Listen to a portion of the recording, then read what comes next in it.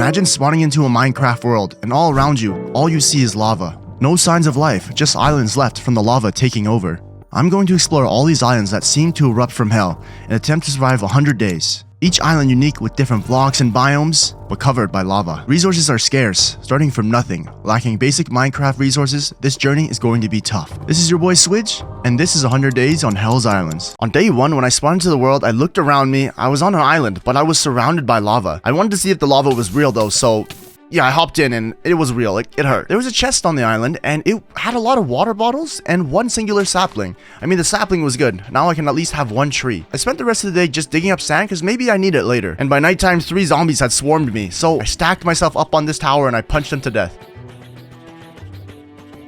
I did not want to be on the surface where all these mobs were trying to kill me. So I spent the night underground. At the start of day 2, I was able to make some bone meal from the skeletons that had burnt up top. And then I grew the very first tree. I was a little worried that the saplings were going to fall off, so I made a platform. And then I continued punching down that tree. This is good though, we started with nothing, but now we can make tools and craft things. You know, we're well on our way. I jumped back down into the hole where I spent the night because I remember seeing iron down there, and so I spent the whole day just collecting, mining, and just making sure I was ready for this journey ahead. Here I was minding my business mining, and I found some diamonds behind some stone. Unfortunately, I didn't have an iron pick yet, so I made it my priority. Made myself an iron pick, and I got my very first diamonds on day 3. Day 3.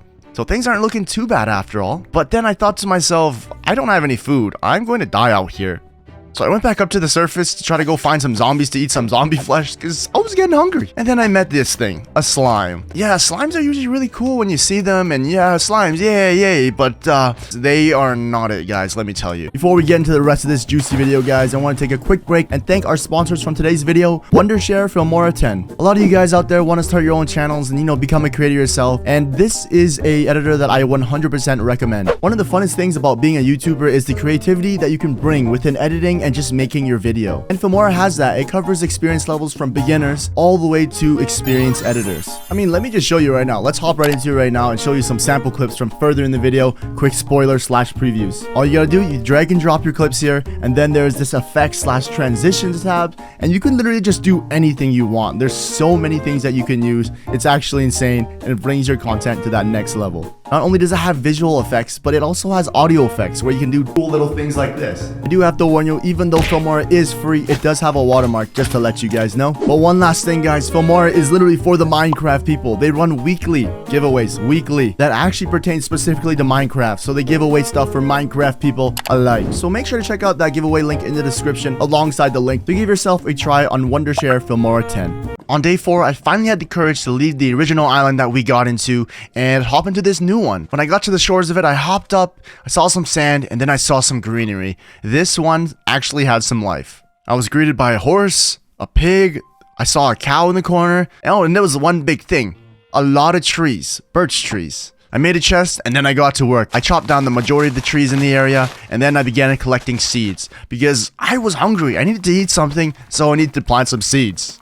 For a minute there, I even felt like I was playing regular Minecraft on a regular world, but that is definitely not the case. I'm still starving out here, I still have nothing to eat, and I'm still getting attacked by slimes.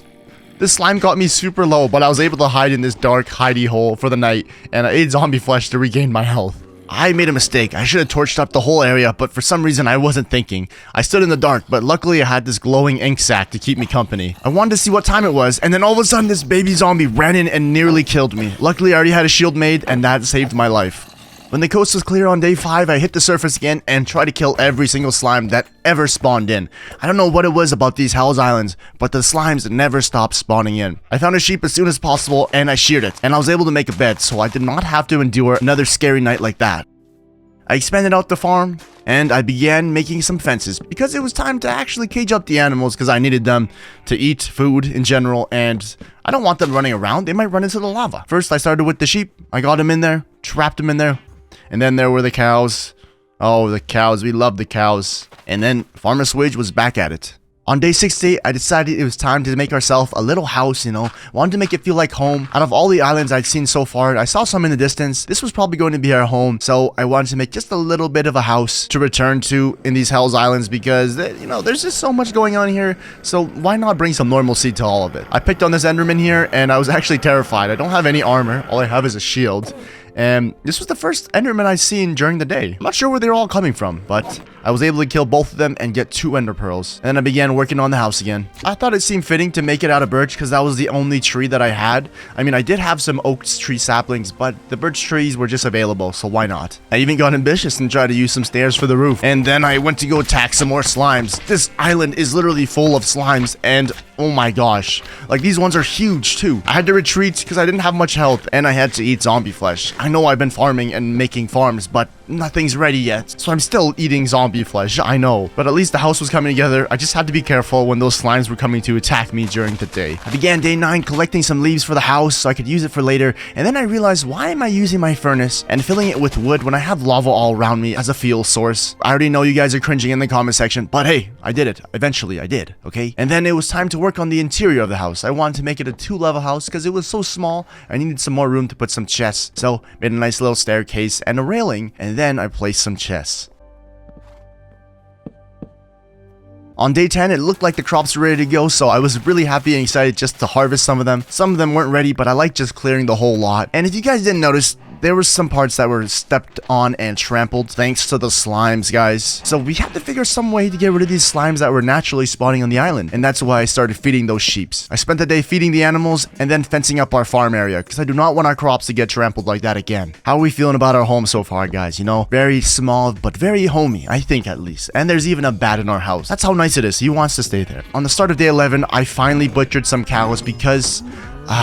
yes, I finally was able to eat some beef and have real food. It was quite saturating and a lot yummier than zombie flesh. And with real food in my stomach, I started bridging off to some other islands. I almost made it, but then I ran out of cobblestone, so then I had to go mine a bunch. But then we were back, and then we reached the Mushroom Island, where I saw 2 mushrooms and a chest filled with diamonds, 36 to be exact. And I made a bunch of bowls and made mushroom stew for days. We were never going to be hungry again. Oh, rejoice. And then I was fully kitted in diamond armor.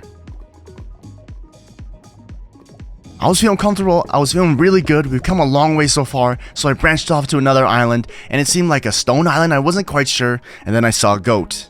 Then I saw 2, and then I saw hundreds of goats. Like, oh my god. And then this goat jumps so high. Goats are crazy, guys. Yeah, I don't know what this is. I'm gonna call it the Goat Island. But the Goat Island had iron, it had some copper, a bunch of stone, obviously. But it was getting dark and dangerous. I could see there was a bunch of mobs already spawning, so I needed to get out of there. I was getting shot. The zombies were chasing me. I needed to find a place to hide. I made a run for it. I just kept running and running, but there were just more mobs wherever I went. I kept running, and then I just said, screw it. I'm digging into the wall, and then I'm gonna hide in here. I AFK'd in this hole, and then I got up to the surface again when I thought it was day, but it was night again. It was the night of the day 15, and I just wanted to get off, so I just ran from where I came from. On day 17, I built my way over to this island, and it seemed to be like a nether island. Saw some quartz, I mined it, and then I went to go check it out. Inside the chest, I found a Soul Speed 3 book, a bunch of other random things, and then I went to go explore the rest of the island. I saw some striders in that lava pool, that'd be useful later. Otherwise, there wasn't much going on there, and it just seemed like a little baby nether island.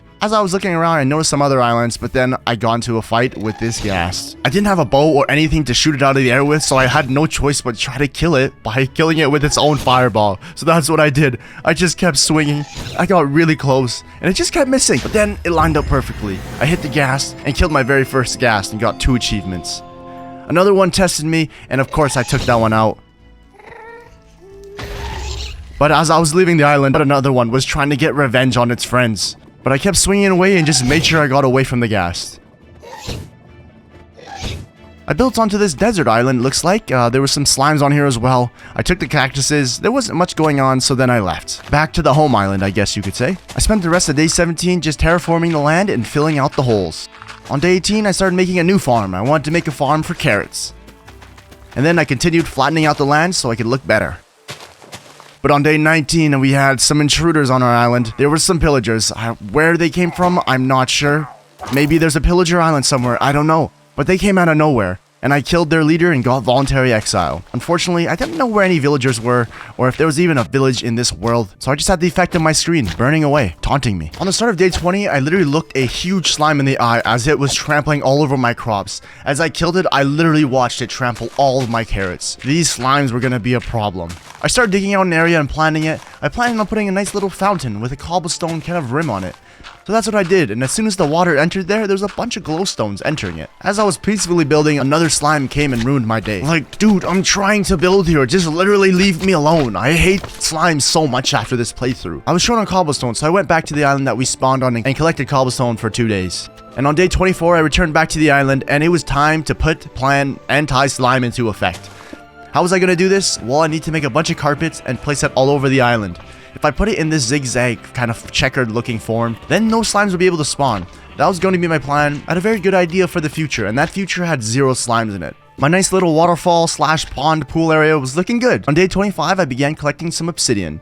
I wanted to go to the Nether, so I made a little expansion here on the side of the island and made ourselves the Nether portal, and it was time to go visit the Nether. I mean, I was already covered in lava, so I wasn't really scared to go to the Nether because, you know, I was already looking at it every day. To the entrance to the Nether was very interesting. I had to, you know, kind of go around a few corners and blocks, but then I found the open Nether. From day 26 to 34, I literally ran around the Nether trying to explore it, trying to find a stronghold or even a bastion or any type of bastion remnant. But nothing, so I just ran around collecting glowstone, quartz, and breaking all types of wood. After traveling for a long time, I actually accepted. I think this world does not have a single fortress or a bastion. Maybe the way this was generated on Hell's Island, going to the end wasn't part of the mission or the plan of the map. I was having troubles actually navigating myself around the Nether, so I went back to the overworld and made a portal on another island. And then I explored more of the Nether. Nothing more. I kept looking, I couldn't find any structures, so then I made a random portal in the Nether, and on the other side, you guys won't believe it, it's just a whole entire flat world on the other side.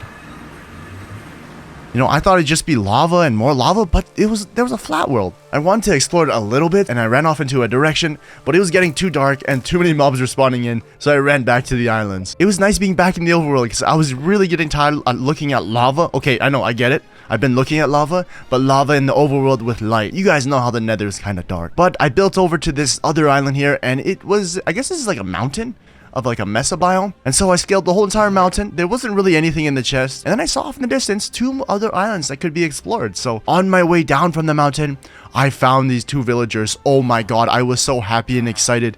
Having villagers was huge. There was a lot of stuff that I was missing and items that I couldn't get. But trading with the villagers and repopulating their population was going to be huge in getting different items. And so I made it my #1 priority to make sure they got home safe. And you guys know the #1 transport for villagers is in boats. And so I literally rode the villager on this 1 block wide bridge. And I was so scared. Any mess up, both me and that villager, we're going in the lava and we're burning to a crisp. But I was able to transport the first one by day 36. Trust me when I say I was stressed. And I had to go get the other one, so I went back and I started rowing once again. By the end of the day, I had them reunited and they were in a new home. They were trapped on the other island, but here they weren't. Well, I guess they were trapped, but not as bad. But then I let the villager mating process begin. It was time for me to make some profits, get them emeralds, and get some more trades. Day 37, the start of it. I love getting my crops trampled by slimes. Oh my god, so much. I had to do something about this, and I was thinking, how can I design this farm to prevent the slimes? But that's for later. I spent the rest of that day just digging out the area where the villagers were. I wanted to give them a little bit more space since they're going to be trapped there their whole lives. And then I looked over at the villagers and there was a baby villager. I actually sat in that room with those villagers and AFK'd, made sure they were fed. And by day 40, there was plenty of villagers in there. The mating process was working. And don't worry guys, I was continually working on anti-slime plan. And as I was doing that, I'm literally looking at 2 huge slimes literally taunt me and step all over my crops. I killed them, and then it was time to make the anti-slime. I don't know why I didn't do this initially. I literally just covered the whole farm over with slabs, and now there was no way a slime was getting in. As soon as I finished, I literally just looked at the slimes and I taunted them from the inside. You're never gonna trample my crops again. Oh my god. I don't know why I didn't do this like the first day. But have a look at my slaves, villagers. There's so many now. It started with 2. I have a family, and they're even being guarded by an iron golem. Operation Anti-Slime was going not okay. They kept spawning in, but I noticed on the side of the map that actually had the tiles down, they weren't spawning. They were just finding little holes and gaps all around the island just to annoy me. On day 42, a wandering trader actually stumbled into our base, and the trades weren't that good, unfortunately. I went out to explore this other island here, which I ended up finding out that it was Endstone. It was an Endstone island. Oh my god, is this... Can we go to the end from this island? I wasn't quite sure, you know, so I had to look around, and I didn't find a single chest. I saw this big black figure, and it was just a huge lump of coal, 58 blocks to be exact. Other than that, it was useless. I was kind of sad because I was expecting a lot from the end island, but there was nothing there. I was kind of sad and demotivated by day 43, and so I just grabbed this water bucket, and I traveled over to another island I saw in the distance. Honestly, I could have just used this water bucket method to travel to every island, but I didn't really like it the way it looked. It was like a whole entire obsidian bridge. I'd rather just have, you know, man-made bridges, but I had lost all hope at this point. Like, what kind of end island has nothing? But it seemed to be some type of red sand desert. There wasn't much in the chest either. It wasn't too interesting, no mobs, and so I just kind of gave up. And so that was that island. Not much going on there. And so I made a stop over by the infamous Goat Islands because I needed a little bit of iron and some copper. Plus I wanted to see some goats. You know, they're pretty cool to have around. I even collected some of these blocks here. And actually, this happens a lot. I didn't show you guys a lot, but during this playthrough, I'd be running in a straight line. Well, at least I think, and then I'd start burning up. But I'd save myself, don't worry. And then off the night looking at this villager because he did not have the same skin all the other guys had. So I kicked him out of his bed and I slept there. At the start of day 44, I wanted to kind of have a visual of the villagers from the main part of the island. So I kind of dug out this area here so I could keep an eye on them. And then I filled it up with some glass. That way they'd be safe from the slimes or any dangers that come their way. Put some glowstone I got from the Nether. And I continued making our anti-slime design. But now that the villagers were comfy and they'd been down there for a while, it was time to start the trading process. So I got 3 trading stations and I figured out I can get bookshelves for 9 emeralds. This was huge. I wasn't able to get sugarcane at all. I wasn't able to find on any single island. So trading with the villagers was the only way. And so I began trading with the villagers. The guys that were going to get me emeralds were the farmers. So I created another layer of our farm.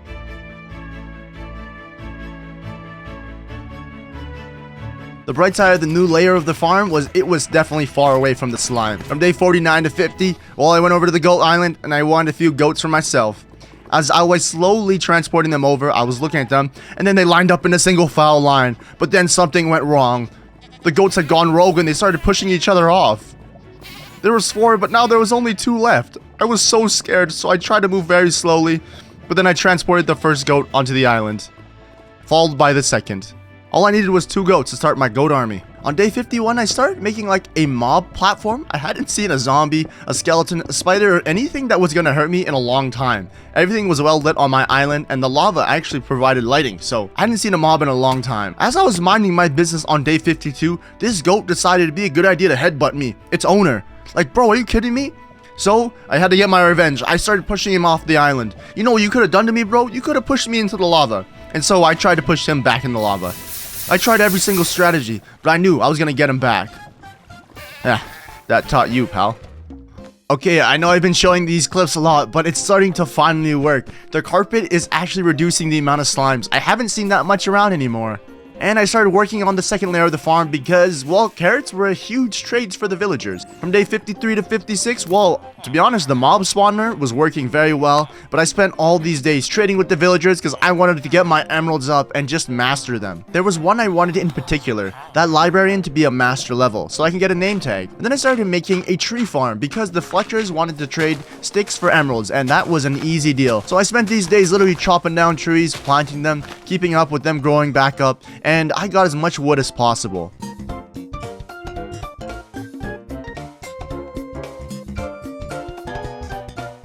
On day 61, I returned to the villagers and it was about to go down. I had sticks for days. This Fletcher was going to love me. I spent this whole entire day literally trading with the villagers. I now had some emeralds and I bought some cookies, but none of the villagers liked cookies. That's kind of weird. I mean, hopefully you guys like cookies, so I guess you guys can have them. And the librarian was slowly leveling up. He was nearly at a master level. I went to go check out the mob spawner, and as you can see, I took the roof off, and it was definitely working. Like, look how many mobs are in here. Yeah, sometimes the creepers would set off and break some part of the build, so it was quite dangerous. I had to be very careful. And even when I peeked inside, all these skeletons decided to attack me.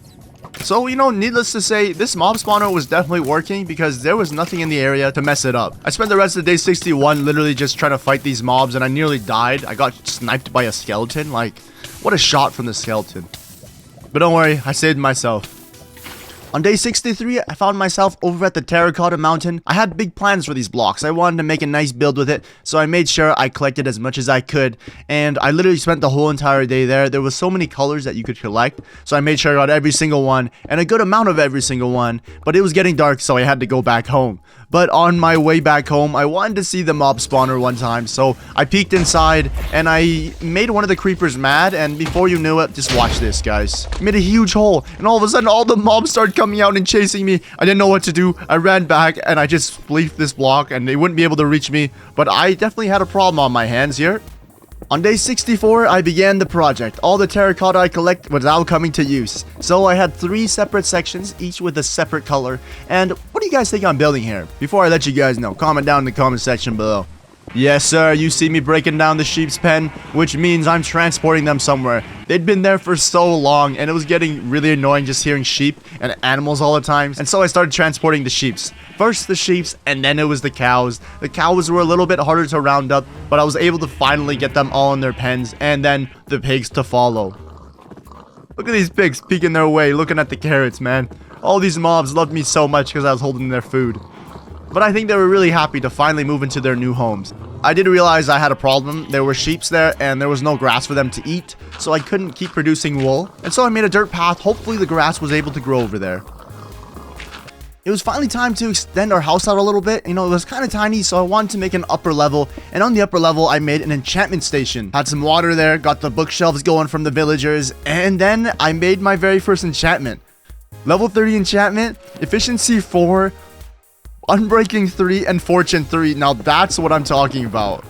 Insane. From day 72 to 74, I found myself in the Nether collecting a lot of netherrack, and I mean a lot. I even came back to the base to drop off the first load, and I went back out and gathered even more.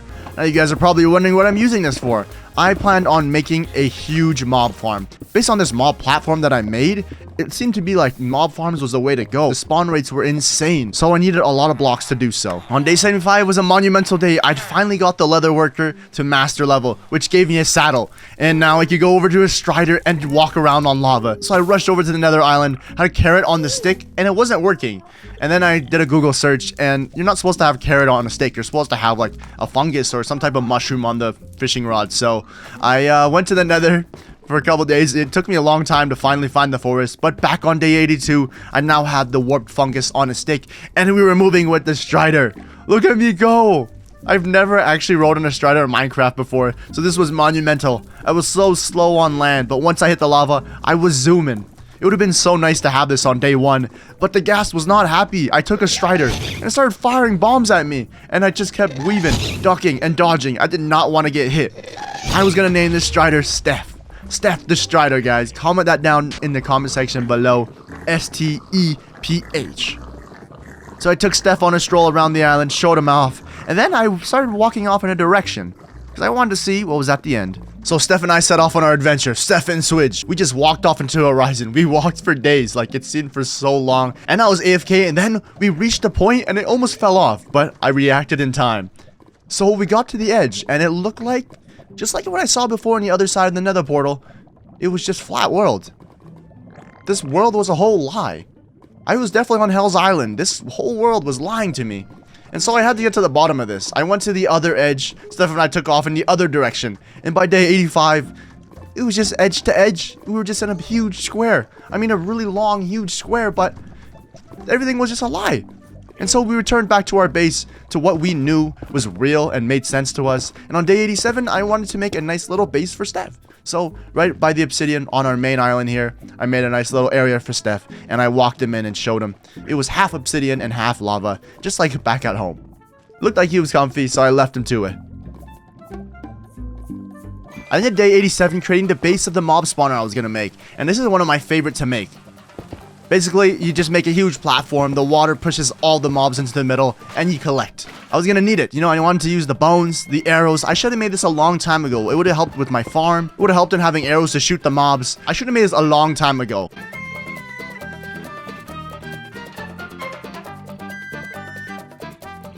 I worked away and I wanted to give it a nice netherrack exterior. I know it's traditionally made with cobblestone, but because we are in a lava world, I wanted to use that netherrack to kind of fit that theme. And by the time it was done, it was already working.